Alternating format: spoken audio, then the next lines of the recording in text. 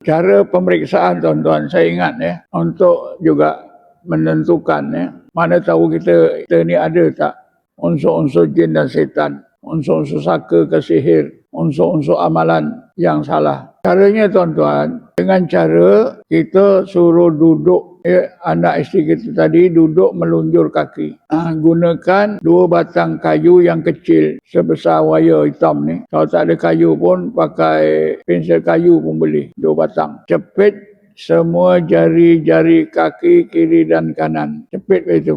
Kalau sakit, itu menandakan dalam badan tu memang ada jin setan. Sesudah dicepit semua jari, 10 jari, kaki kiri dan kanan, suruh dia baring, melentang, cengkam perut. Cengkaman perut ni 3 kawasan di bawah pusat.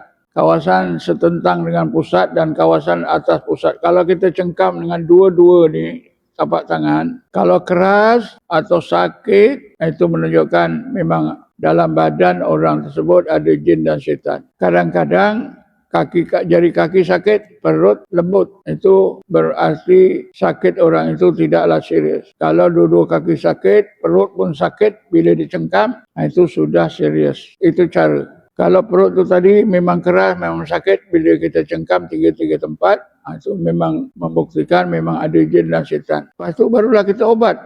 Caranya macam mana? Ketuk tapak kaki kiri sampai ke pelipat kaki, tangan kiri sampai ke ketiak, depan tapak tangan, belakang tapak tangan. Kerana biasanya jin dan setan tu dia duduk di situ.